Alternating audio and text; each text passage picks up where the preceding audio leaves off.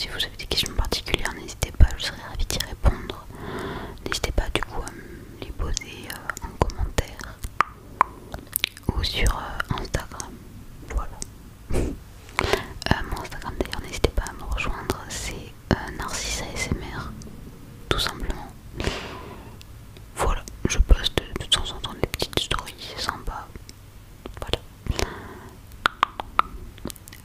Voilà pour le petit aparté.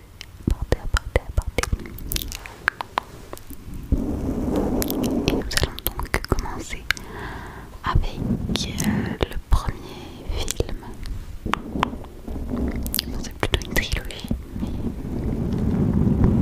donc les premiers films qui sont les Retours vers le futur.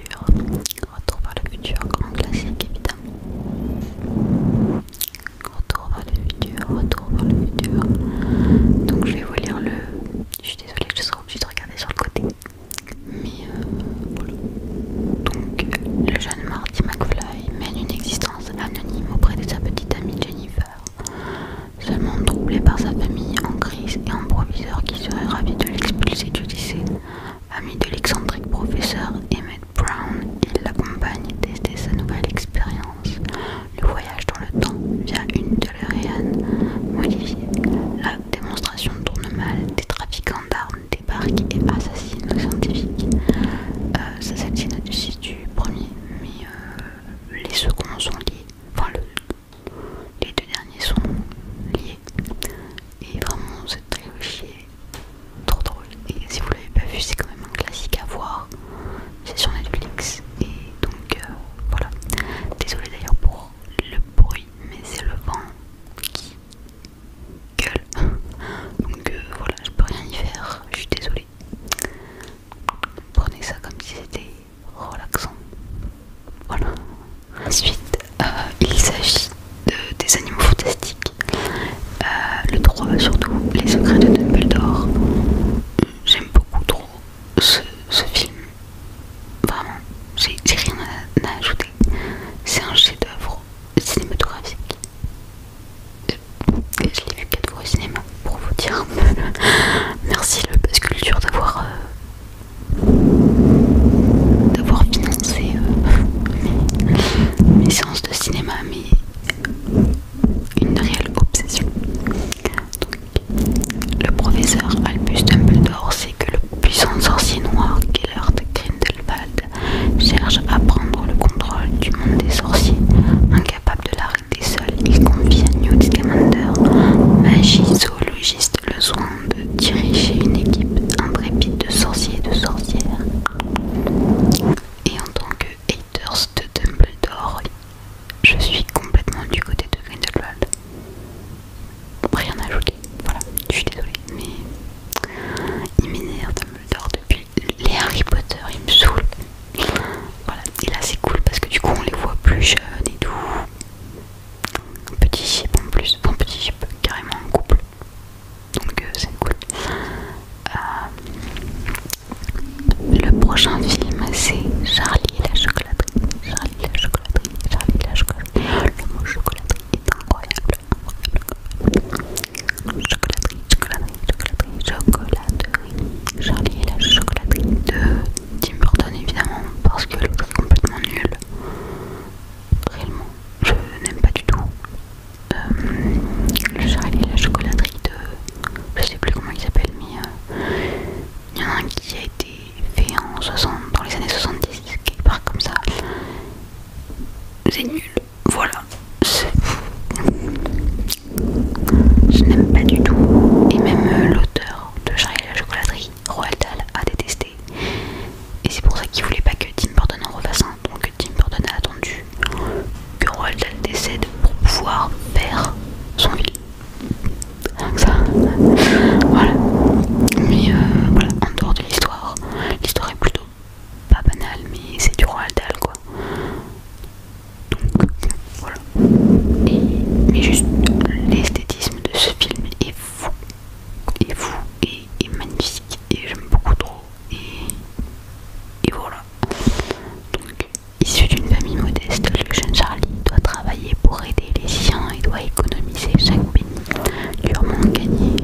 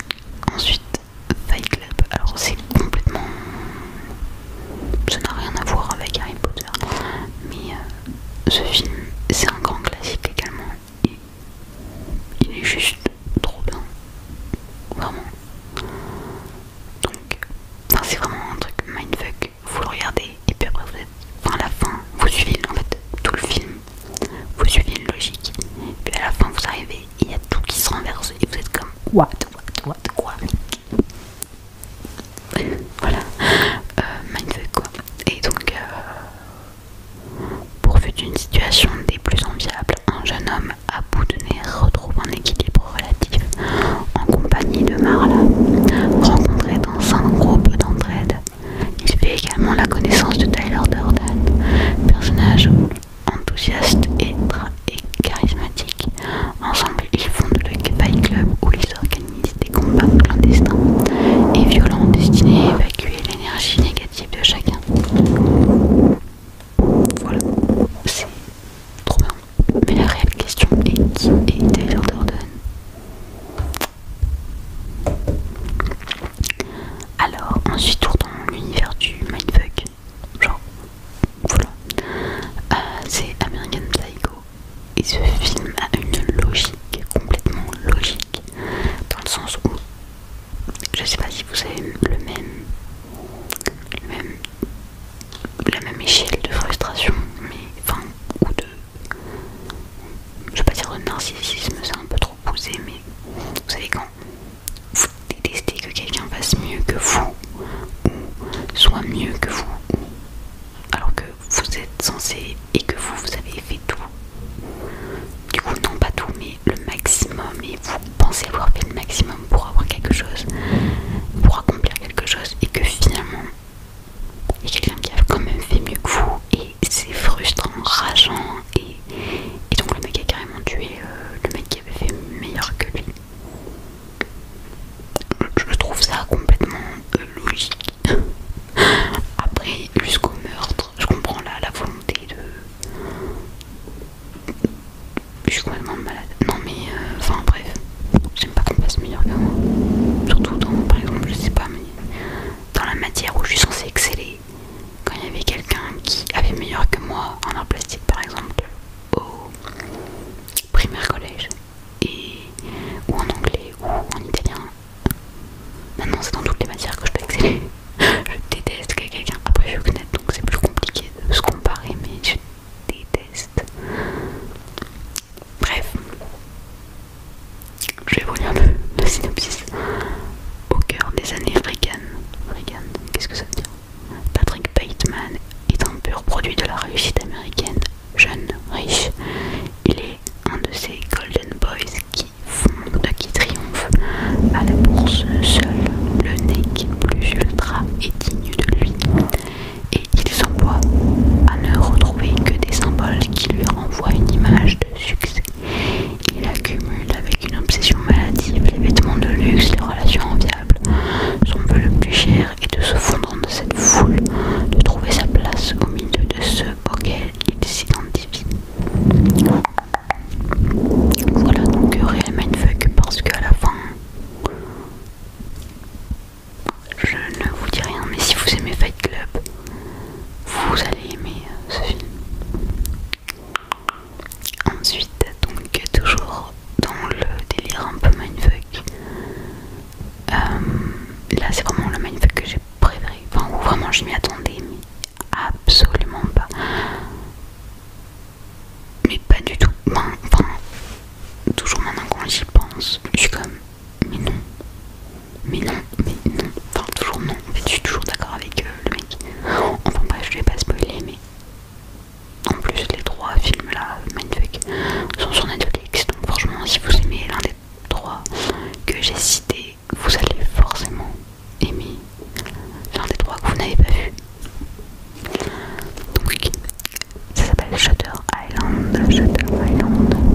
En 1954, une meurtrière extrêmement dangereuse, placée en centre de détention psychiatrique, c'était pas le même délire, la psychiatrie à cette époque-là, disparaît sur l'île de Shutter Island. Deux officiers du corps fédéral, des Marshals, Daily Daniels et Chuck Hall, sont envoyés sur place pour enquêter très vite. Daily Daniels comprend que le personnel de l'établissement cache quelque chose. Seul indice dont il dispose, un bout de papier sur lequel est griffonnée une suite de chiffres entrecoupés de lettres. Voilà. Et ce film est vraiment fou. J'aime trop. D'ailleurs, si vous aimez cette série, enfin, je compte faire une série de plusieurs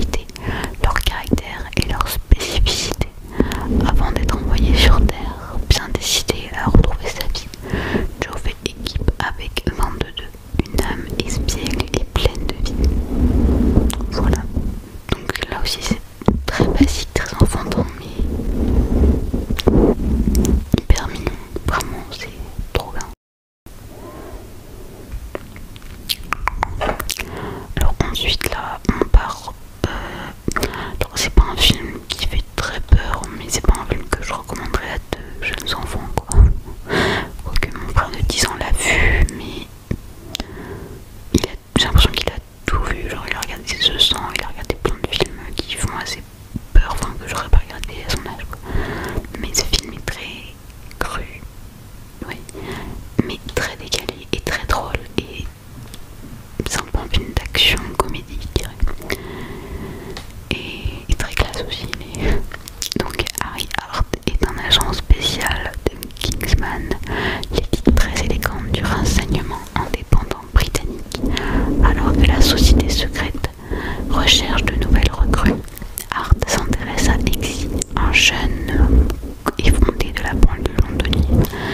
Stupéfié par les talents de l'espion en costume 3 pièces, le garçon accepte de subir l'entraînement intensif réservé aux jeunes privilégiés qui rêvent de devenir agents secrets. Voilà, donc c'est cool et c'est vraiment hyper drôle. Il y a le 3ème qui est sorti là, mais je l'ai pas encore vu.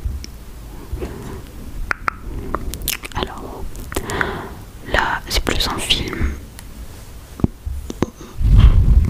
drame, documentaire, enfin, c'est sur Bangkok. Il s'appelle At Eternity's Gate.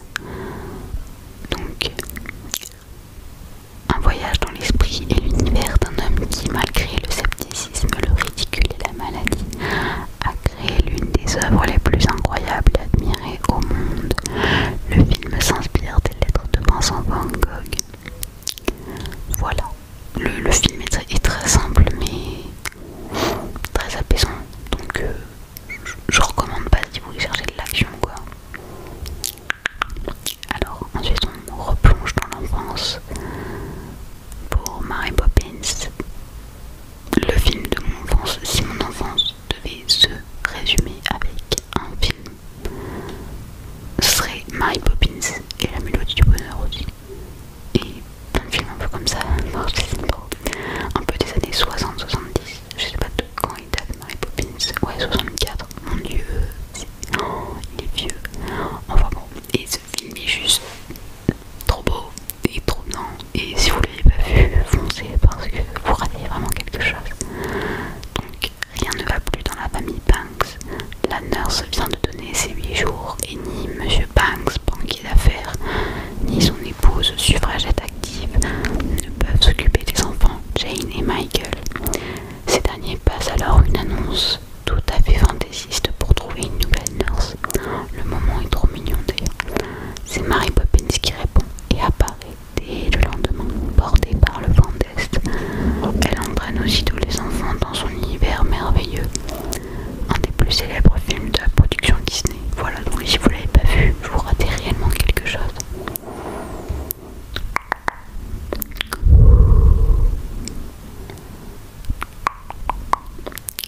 Alors ensuite c'est un film assez kitsch, enfin kitsch, je sais pas si c'est le mot exact, mais c'est très drame, teen movie, comédie, vous voyez le délire un peu lycée, voilà. Et en plus le film il date des années 1989, donc vous voyez un peu vraiment le cliché du film des années 80-90. Donc 3 filles de riches, chacune prénommée Heather, sont les reines du lycée de Westerburg. Elles acceptent néanmoins dans leur clan Veronica, dont elles exploitent la candeur et la naïveté, celle-ci sous l'influence de JD quoi, un autre jeune marginalisé, organise une petite vengeance qui va mal tourner. Et juste le côté très con, on peut le dire, de ce film, et la simplicité, j'aime trop. Ça traite d'un sujet assez basique, en mode populaire, impopulaire, marginaux et tout, l'école. Mais étant donné que je déteste l'école, voir une école qui a presque failli exploser, j'ai failli spoiler.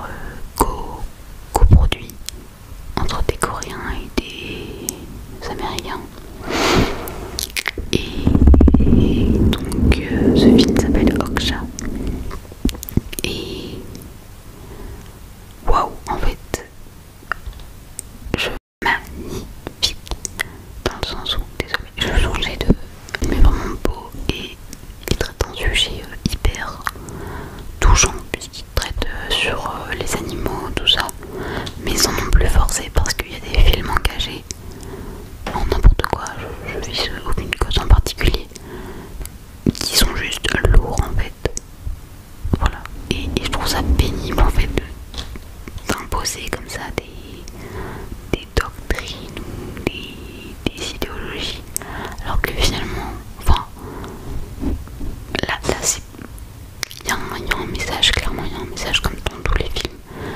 Là il y a un message, mais le message est subtil, vous le prenez comme vous voulez, et puis ça peut vous toucher, même si vous êtes vegan, pas vegan, protecteur des animaux ou pas, tout ça, enfin réellement c'est un film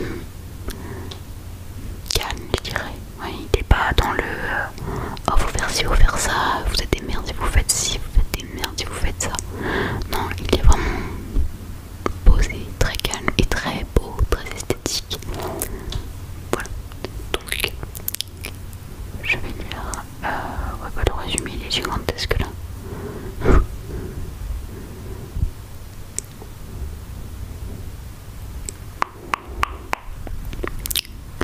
Lucie Mirando, la nouvelle grande patronne du groupe agroalimentaire, annonce une grande pompe la découverte. En grande pompe, la découverte de super cochons avec à la clé un grand concours pour célébrer le plus beau d'entre eux. La plus belle, c'est Okja. Elle vit quelque part en Corée où elle a été bichonnée dans la nature par Misha et son grand-père. Une équipe de scientifiques de Mirando, accompagnée de la figure et de la marque, le célèbre jeu zoologiste, débarque chez le grand-père. L'équipe est subjuguée par la santé d'Okja et l'embarque aussitôt pour New York afin de l'exhiber. Et donc en fait, le résumé est beaucoup trop long, mais Okja, enfin non pas Okja, mais Misha, elle va vouloir retrouver son amie finalement, puisqu'elles ont grandi ensemble. Et sauf que le cochon ne lui appartenait pas, et donc elle va tout faire pour le retrouver, elle s'en fiche. Elle va se lier d'amitié avec le Front de Libération des Animaux, et c'est une organisation qui a réellement existé, donc je trouve ça cool le clin d'œil. Et donc ils vont tout faire pour l'aider à sauver son cochon, enfin son super cochon. Et ouais non c'est vraiment, j'aime trop ce film en fait, il est trop beau. Et la fin n'est pas toute belle, toute rose en fait, et c'est ça qui est encore plus réaliste. Et ça vous donne, enfin vous êtes pas là en mode oh, ils veulent qu'on devienne vegan, ils veulent qu'on secoue des animaux, ils veulent, non non non, ils sont plus dans le ouais non c'est réel, il y a un message, mais c'est pas forcé quoi, finalement, donc c'est plutôt agréable. Désolée pour le moment de luminosité, mais j'ai pas vraiment le choix. Voilà. Alors, ensuite, on retombe un peu dans l'enfance et tout. C'est un film qui est sorti en 2015. Déjà, ça passe beaucoup trop vite. C'est pas normal. Et donc, ensuite, on retombe un peu dans l'enfance et tout. C'est un film qui est sorti en 2015. Déjà, ça passe beaucoup trop vite. C'est pas normal. Et donc, c'est Le Petit Prince. Déjà, le film, le livre, et il est incroyable. Mais le dessin animé, je le trouve trop mignon. Et waouh quoi. Donc, poussé par sa mère à être une élève parfaite et plus tard à devenir une adulte formidable, une petite fille croise le chemin